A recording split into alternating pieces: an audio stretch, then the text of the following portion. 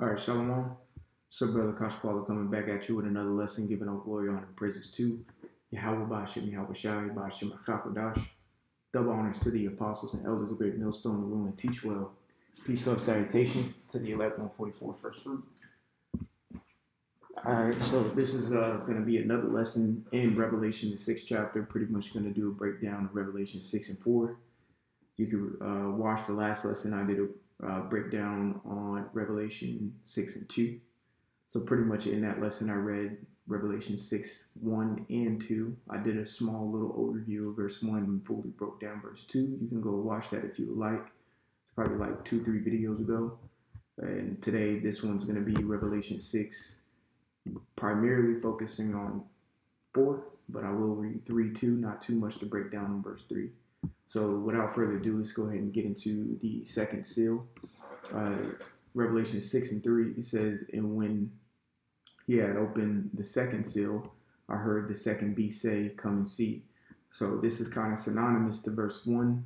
When you read the scripts, you have to use context clues. Well, yeah, you do have to use context clues, but the subject matter is already mentioned when you read above. So it says, and when he opened. So the subject matter in this point of what, and when he had opened, that is speaking about verse 1, the Lamb. And we got the clarification of what the Lamb is, which is Yahweh Shai. So when it says, and when he opened, that's saying when Yahweh Shai opened the second seal. It says, I heard the second beast say, come and see. Now let's continue to verse 4. And it says, and there went out another horse that was red. And I'm going to read it thoroughly through, and then I'm going to go back and break it down. So Revelation 6 and 4, it says, and there went out another horse that was red, and power was given to him that sat thereon to take peace from the earth, and that they should kill one another. And there was given unto him a great sword. All right, so let's go back. It says, and there went out another horse that was red. All right, so there's an indication right there. If you do your biblical studying, you should understand the word that should pop out in that first part, which of course is that red. Okay, all right, which simply putting, that red represents the Edomites in their military might and their power. But just simply put, to keep things extremely simplistic, red equals Esau if you're writing notes. All right, and we're going to prove that red equals Esau by going ahead and going back to the beginning, which is Genesis. Okay, Genesis 25 and 30. Yeah, I started Genesis 25 and 29, and Jacob sawed pottage. Sodding is like boiling. It says, and Esau came from the field, and he was faint. And Esau said to Jacob, feed me, I pray thee, with that same red, okay, pottage, for I am faint. Therefore was his name called Edom. Now, and we know what that name Edom means. In the Hebrew, it's Adawam, which means red. Okay, so when you go back to Revelation, the last, it's ironic that you get the answer from the last going to the first. All right, so how we know that the red in Genesis 6 and 4 is in Revelation 6 and 4 is by simply getting Genesis 25 and 30, where Esau got his name Edom, okay, which is Adawam in the Hebrew, which equals red. All right, so let's continue. All right, it says, and power was given to him that sat thereon to take peace from the earth. Right, so taking peace from the earth. Let's keep reading. It says, and that they should kill one another, and there was given unto him a great sword. So right, so let's just go ahead and start by with the peace on the earth. So and power was given to him. All right, so this was given. Okay, the Lord blessed every nation that has came about. All right, so we got to go back to Genesis again, the beginning, to get the answer to what's going to happen at the end. All right. So this is Genesis 27. You already know I'm going to Esau's blessing.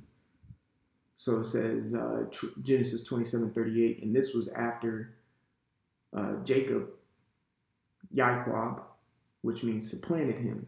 He Yaiquabbed him. He says, verse 38, he says, and Esau said unto his father, hast thou but one blessing, my father? And he was speaking to Isaac in this sense. It says, bless me, even me also, O my father. And Esau lifted up his voice and wept. So he was crying to his father after he was supplanted by Jacob, but his tears were in vain because he's the one who gave the birthright to Jacob in the first place, whether he was supplanted or not. He willingly gave it up. Okay, so it's clearly evident that he didn't care about the blessing, but all of a sudden now he's trying to fight to get it back. But it's too late. All right, everything is set in stone. The books have been written, or more better analogy, the books have been closed. Okay, so this is Genesis 27:39. It says, and Isaac, his father, answered and said unto him, behold, thy dwelling shall be the fatness of the earth. Right, so this is we're going into his blessing. It says, in the dew of heaven from above. Right, so that is true. Okay, we're seeing his blessing in full effect. All right, in full effect. It's gonna his blessing is gonna hit its climactic stage when Yahushua enters into this realm.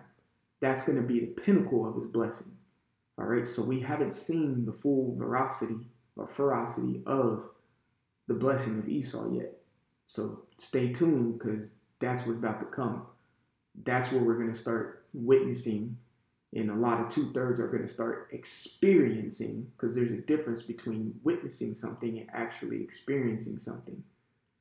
The ones who the Lord is going to protect are going to witness Jacob's trouble and witness the climactic end in the full potential of Esau's blessing, which we're reading here today, and 2/3 are actually going to experience it by going through the death and the bloodshed, the famine and the disease and massacre and everything of that nature. So again, Genesis 27:39, Isaac his father answered, said unto him, behold, thy dwelling should be the fatness of the earth, which we're going to get Habakkuk 2:5. And it says, and of the dew of heaven from above. So let's keep going to verse 40. Okay. It says, and by thy sword shall thou live. Yes, exactly. So that goes back to what it was saying here. It says at the end of verse 4, Revelation 6:4, and there was given unto him a great sword. Right. Again, the word given is there. All right. So Esau was given a great sword. He was given power. Okay. And this power and sword that he was given was the blessing coming from the beginning. All right, all this was pre-designated to him by the Lord all the way back in Genesis. Okay, and now it is blossoming. We're seeing Esau's blessing blossom. All right, we saw the Moabites, Ammonites, the Ishmaelites. We saw all their blessings, the Hamites. We've seen their blessings prosper. Now we're watching Esau's blessing prosper. And then the last to prosper, of course, is the Israelites. But let's just stick to the point. It says, and shall serve thy brother, right? Okay. Shall serve thy brother, and it shall come to pass when thou shalt have the dominion, which he has the dominion now. So this is an indication that this part of the blessing has already came to pass. When thou shalt have dominion, so he has it now, thou shalt break thou shalt break his yoke from off thy neck, right? Because at one point, we what they call the Dark Ages, we did have Esau in a particular slavery, you could say, but he broke the yoke off his neck, and ended up coming to where we're at now. You can go into some history, Oliver Cromwell, things of that nature. Go and search up the Cavaliers, okay, things of that nature, okay. Those are around the time frame he broke the yoke off his neck. Okay, so verse 40, in a sense, has already happened. Okay, that's why we're in the predicament that we're in today. So let's go back to Revelation 6:4. So it says, and there went out another horse, which we understand that word horse is a representation of power. That was red. So the power of Esau started. Okay? It says, and power was given to him that sat thereon to take peace from the earth. So let's go ahead and deal more with that by going to Habakkuk, the 2nd chapter. All right, Habakkuk 2 and 5.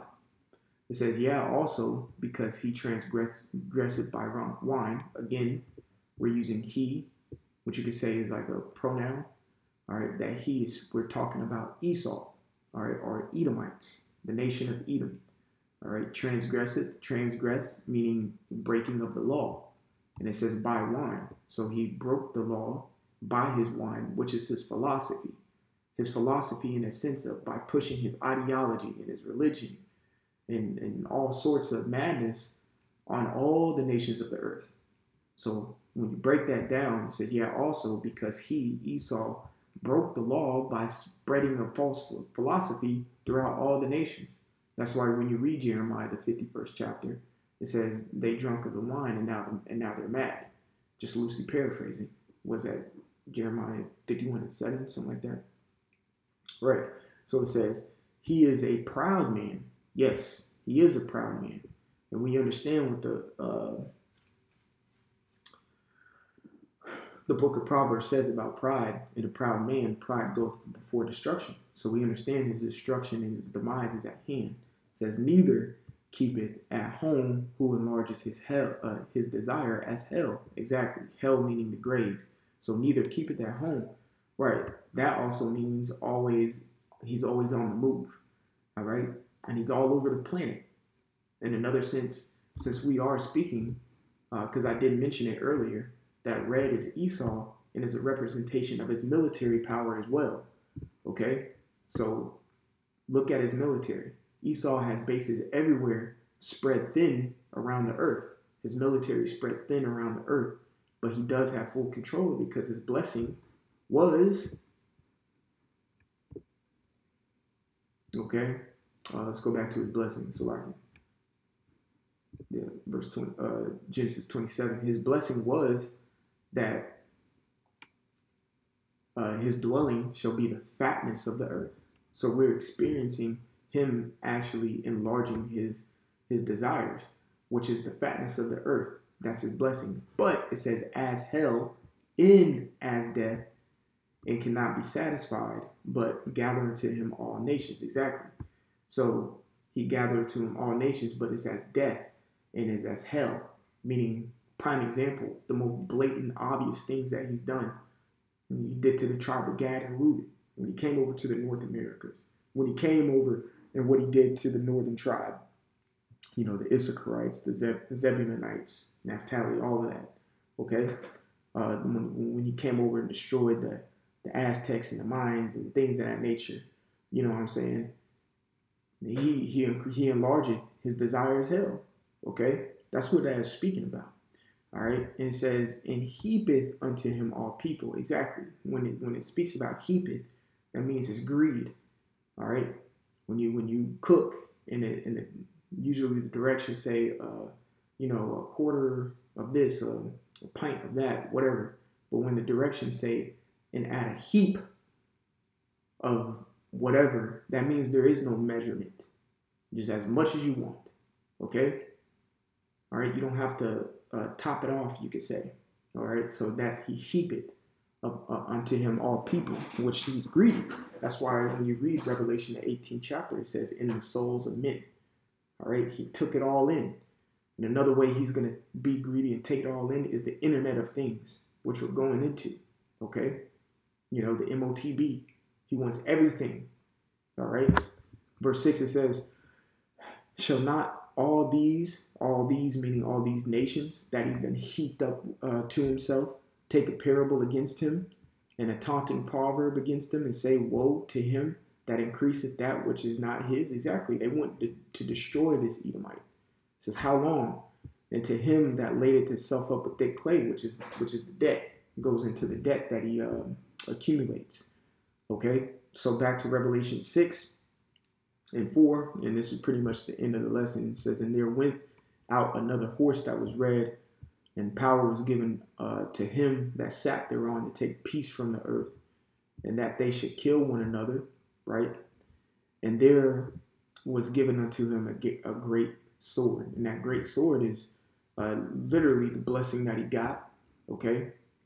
Where Isaac told him, by that sword thou shalt live, but also it goes into these missiles that he has, tanks, guns, whatever ammunition, instruments of killing. All right, he's mastered that's his blessing. So he's mastered that blessing. That's why we don't get too we don't you shouldn't get too much into guns and things of that nature, because that's not our blessing. Okay, we're spiritual people. These are carnal people. Okay, the Edomites. So that's pretty much it for Revelation 6 and 4. Lord willing, it was edifying. Like I said, you can go to my previous lesson, and I did pretty much Revelation 6, 1 and 2. And then you can combine these two lessons, and then that, you got verses 1 through 4 now. And Lord willing, I'll go through, do probably like 2 by 2, because it's kind of separated 2 by 2, and break down the rest of the chapter if the Lord permits. So again, Lord willing, is edifying, giving all glory, honor, and praises to Yahweh, Ba'ashem, Yahweh Shai, Ba'ashem, Achapadash. Double honors to the apostles and elders of Great Millstone, to rule and teach well. Peace up, salutation to the elect 144 first fruit. Brother Kashan Kwala, like always, shalom and repent, for Yahweh Shai is coming back sooner than what me and you believed. Shalom.